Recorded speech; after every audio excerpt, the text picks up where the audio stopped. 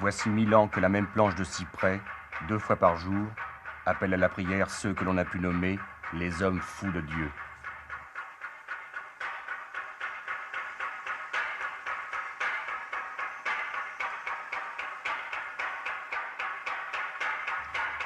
Fous de Dieu parce que depuis 1000 ans, ils ont choisi de se succéder au pied de ce pic le plus souvent enneigé, le mont Athos.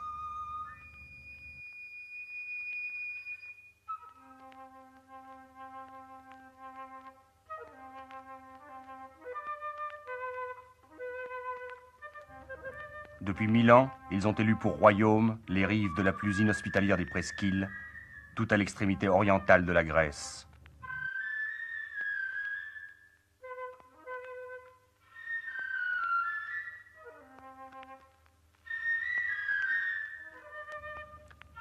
Interdite depuis les origines au regard de toute femme, tolérant pour la première fois l'indiscrétion de la caméra, ces termitières de la foi, qui ont voici quelques jours, pour leur 1000e anniversaire, reçu la visite du roi de Grèce et du patriarche de Constantinople, ce sont les monastères du mont Athos.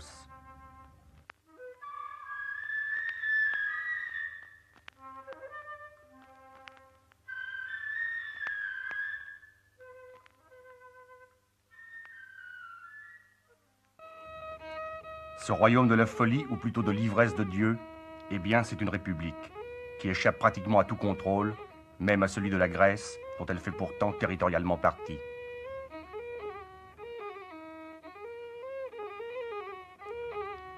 Dans les rues de Cariès, la minuscule capitale, les moines font semblant de s'affairer.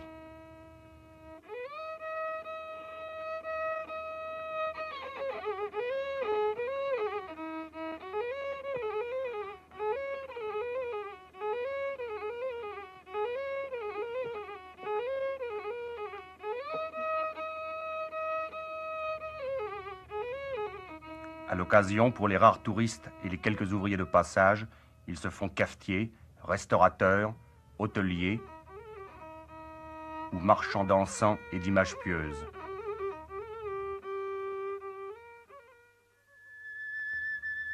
Si paisible que soit Cariès, on a l'impression de quitter la vie trépidante des villes lorsqu'on entre à la Grande Lavra, l'un des quelques 20 principaux monastères du mont Athos. Lavra, comme Vatopédie, comme Pantocrator, ou Dionysos, ou Simonos Petra, c'est le royaume de Dieu, mais c'est aussi le royaume du silence.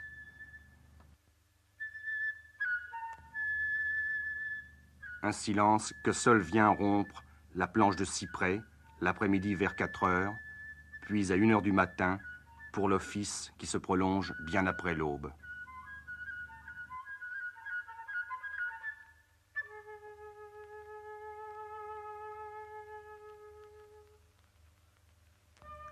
Dans l'intervalle, les moines vaquent paisiblement à leurs besognes ménagères.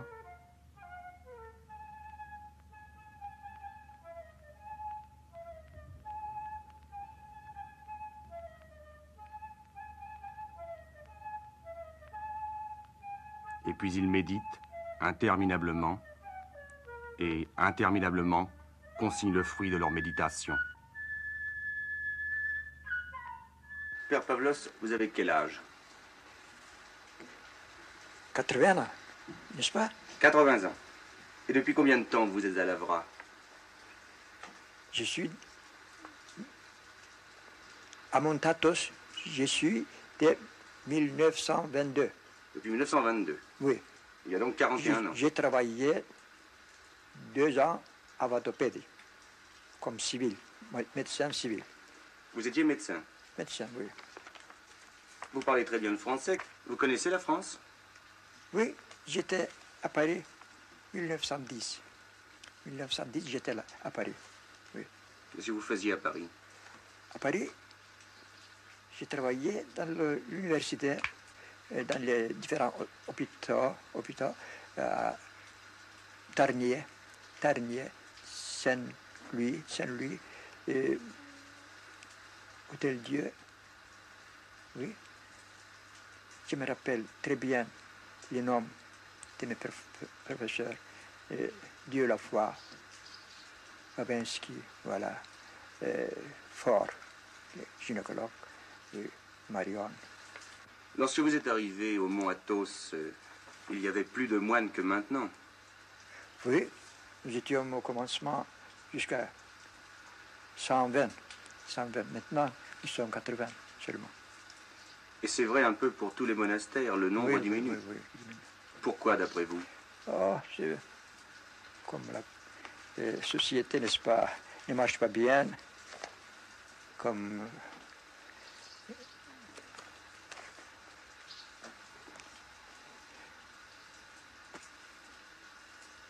morale, n'est-ce pas, les morales. Vous pensez qu'il y a une crise morale, Oui, oui.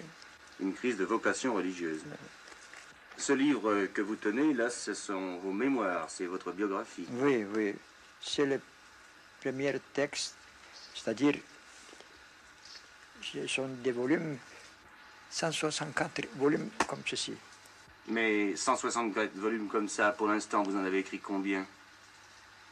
Comme ceci? Oui. J'ai dit 164. Ils sont déjà écrits? Oui, oui. Mais vous avez commencé il y a combien d'années? Quand j'ai commencé, ici à Montatos, j'ai commencé des orthopédies, mais j'avais des notes de ma vie. C'est une autographie exacte, très détaillée, avec les observations philosophiques, religieuses, de l'état général du monde entier. Oui. Je suis très content de mes recherches. Il y a des choses très jolies dans vos mémoires. Vous faites par exemple des croix avec des timbres postes, c'est ça? Oui, oui. Ce sont des timbres du monde entier. Oui, mais sur un fondament religieux. Mais tout ça a une signification religieuse, ce n'est pas seulement décoratif. Il y a les timbres français là-dedans? Des Français, oh, j'en ai beaucoup.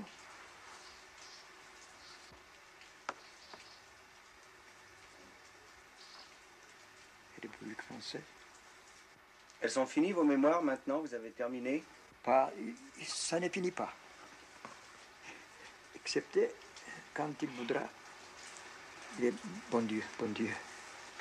Oui, parce que c'est quelque chose d'immense. Universel. Je continue encore. Je continue. Il continue, mais après lui. Les jeunes visages sont rares au mont Athos. Pour 10 moines qui meurent, combien de nouveaux arrivants? 1, 2 peut-être. Crise de vocation sans doute, mais aussi remous de l'histoire.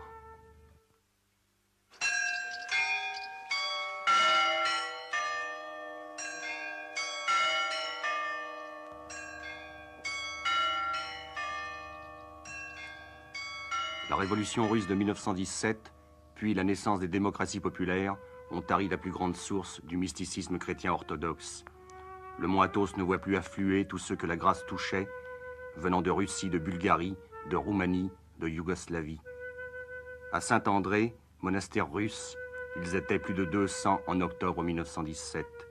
Aujourd'hui, ils sont 6, accablés par l'âge et le dénuement, errant lamentablement dans ces cours trop grandes. Entre ces murs qui s'écroulent et parfois brûlent sans que nul n'intervienne.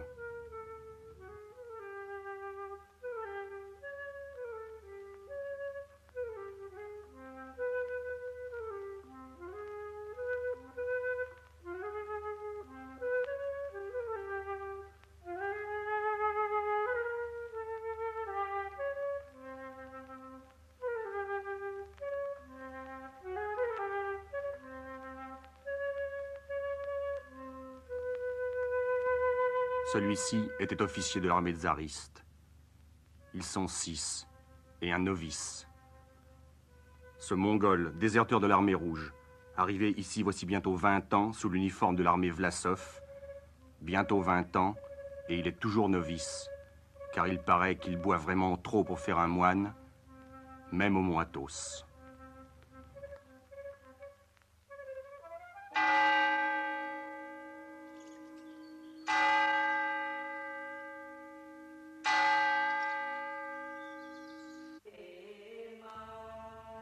Partout, c'est le même dépeuplement. On a compté jusqu'à 10 000 moines, Ils sont maintenant moins de 1500.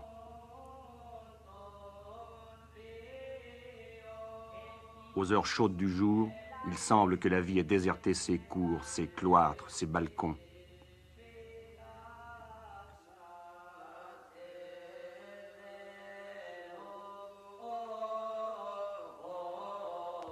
Un chat, obligatoirement mâle pour obéir à la loi religieuse, semble veiller ce néant.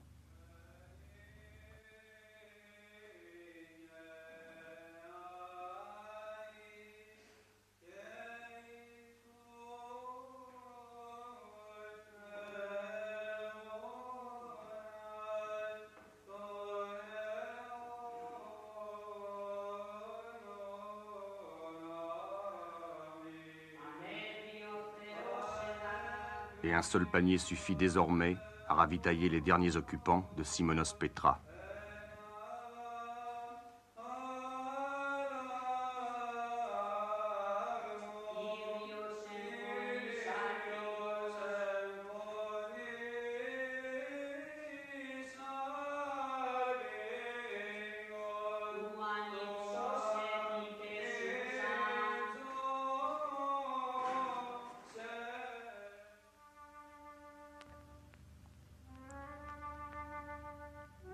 De moins en moins nombreux aussi, ceux qui ont choisi la plus profonde des ivresses mystiques, les ermites, les anachorètes, ceux pour qui la plus inaccessible des falaises est un royaume où rejoindre Dieu.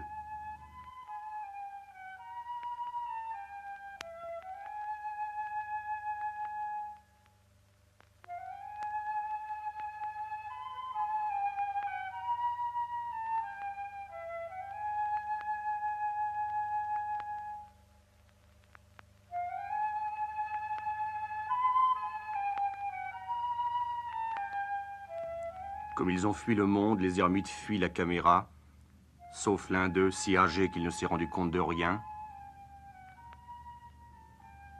Et puis celui-ci, qui est aveugle.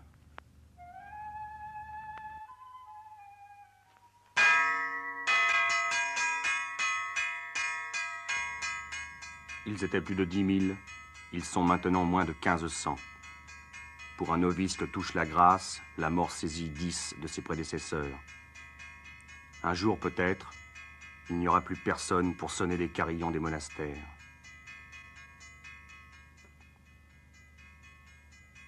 La vigne poussera toujours sur les flancs du mont Athos, mais ce sera la fin de l'ivresse de Dieu.